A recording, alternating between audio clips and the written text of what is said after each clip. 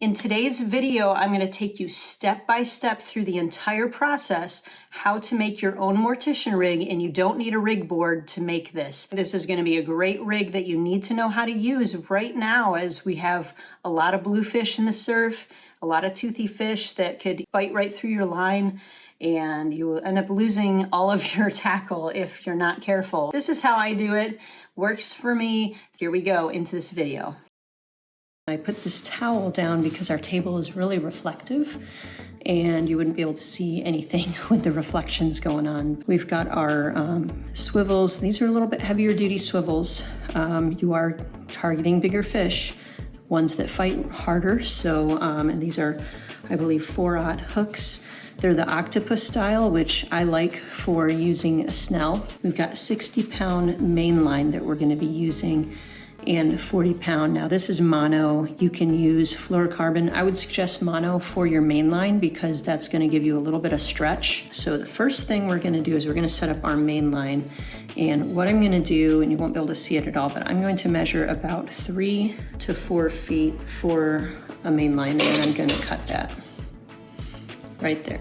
So the first thing we're going to do is attach this barrel swivel to the top of your mainline with a clinch knot. So we're just coming through the top there. I'm going to kind of pinch it a little bit, and then I'm going to wrap this around about 4 times. I usually like to do 5. 4 is plenty, and this is such thick line that it's going to make it hard to it'll make it hard for it to really tie down evenly. And you can use water, but like this, because it's so thick, this isn't going to come down as neatly as it usually will. And maybe there's other people who have ways to make it lay down flat, but it's still a good knot there. So there's the top of our line. I like to put these swivels on first. Maybe you have a different method of what you like to do next, but now we're also going to do the bottom with a clinch knot. I'm going to come down, leaving about that much for wrapping around. Wrap it around 4 times again. 1, 2, 3, and 4. It's so stiff. It's a very thick line. I'm usually using 20-pound mono. So then we're gonna bring that through. I didn't explain this too well. So we're gonna take that through the loop at the top of the swivel there, and then tighten it down as much as you can. Like I said, it may not lay down flat just because it's so thick. Now we're going to make our drops, and what we're going to do is tie 2 figure-8 knots a few inches apart from each other, and this is going to, in between those spots is where we're going to be putting the drops. So I'm gonna start with the top first. So I want the first one to be right about in here. So what I'm gonna do is make a loop, and I'm gonna hold that. I'm gonna wrap this around. Then I'm gonna take the bottom end and bring it through that loop and pull it all the way through. And it's not wanting to do the thing. Okay, so now what we have is this little figure-8. If you can see that, this little figure-8, and we're going to pull it until it's tight. Then we're gonna make another one. So we want to maybe about this far away from each other. So we're gonna make that loop again, wrap it around. It's real stiff, so you may have to hold it as you're wrapping it. And bring that bottom swivel through. Again, I wish this didn't hold so much memory from being on the line. Okay, so now we have our second figure-8. I'm gonna tie that down. Okay, so now we have our 2 figure-8 knots, and when we add the drop, it's gonna go in between this place, so it stays in that area.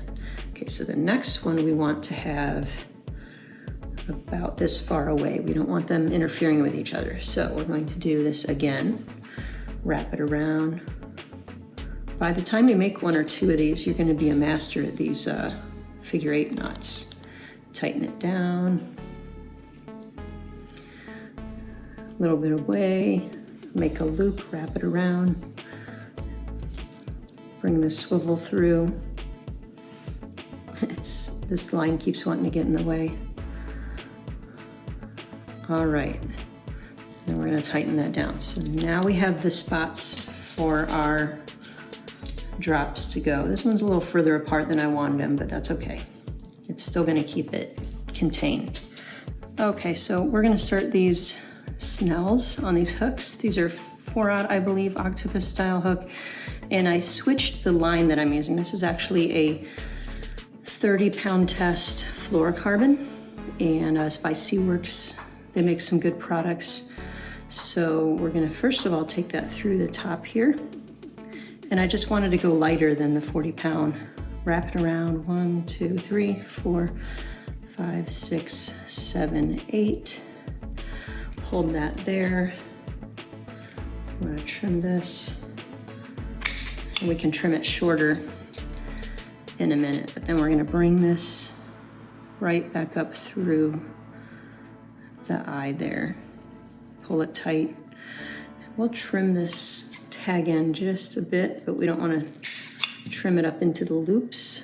So now we need to make the loops that's going to attach it to the main line, and then we're gonna determine how far do we want this to drop. So if we want it to drop maybe like 4 or 5 inches, then we want this loop to be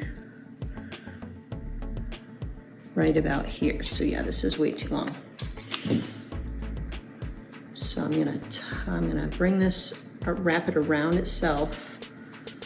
You can see what I'm doing here, and I'll be doing it twice. We're gonna do 2 drops.